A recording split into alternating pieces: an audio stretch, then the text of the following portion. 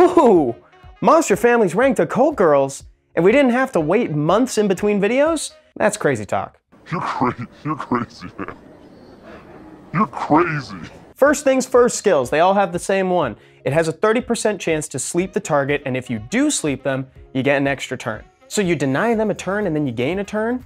That is actually immense amounts of value. Like most monster families out there are two options for second skills. The first one is Toy Knight. It's an AoE attack that's gonna attempt to stun everyone and apply a 2-turn slow. The second option is Girl's Prayer. It's an AoE cleanse for your whole team that also heals, and the heal scales with your max HP and your attack stat. Now let's meet the monsters. We're gonna go in the same order as the other ones. First off, it's Rika, the Fire Occult Girl. She's got Toy Knight on her skill 2 and the Fire Guardian Angel as her skill 3. Each hit will try to reduce their attack speed and apply a 3-turn dot. A 3-turn dot. That's a long time. Let's find out.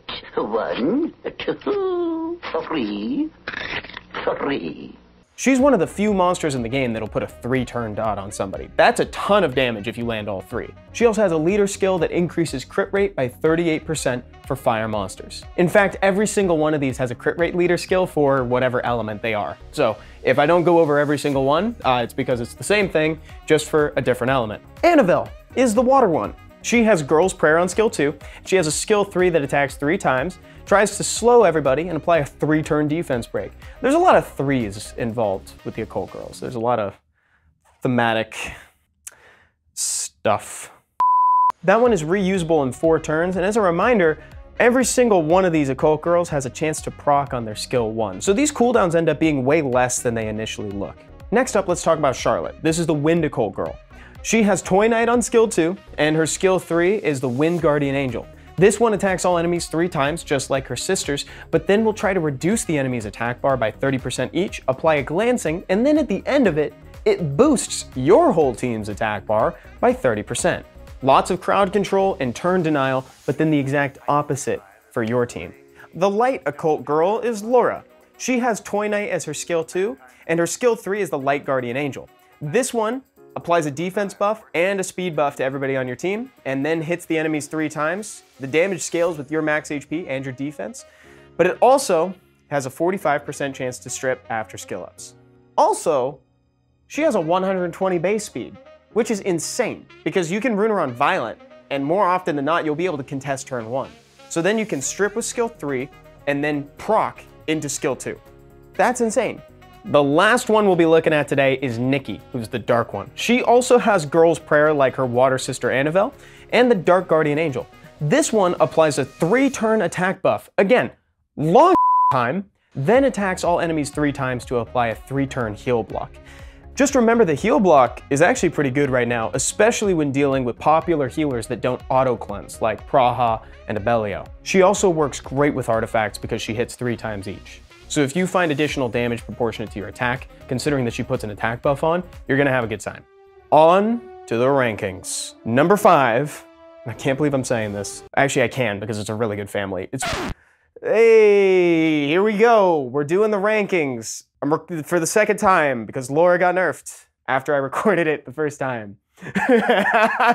Now that we know every member of the family, let's rank them. Number 5. It's Rika, the Fire Occult Girl. Honestly, this is a testament to how incredible the family is, because somebody had to be last. And I'm so sorry, but it's Rika.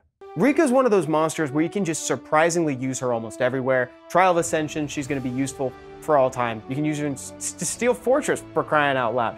And more often than not, if your enemy team in RTA doesn't pick immunity, you can just slam down a Rika and secure a win. That is our number 5. That's awesome. Number 4 is Charlotte, the Wind Occult Girl. The way that her 3rd skill works makes it that you just net so much more attack bar than your opponent. And all of that equates to more turns. And more turns usually means better for you. Overall great unit. Number 3, Annabelle. She's a damage facilitator, a cleanser, and a healer. Plus she cycles her own turns back. That's the craziest part. Once you use your skill 3, you have a chance to get at least a couple of those skill cooldowns back using that first skill. Here we go. Number 2. Laura.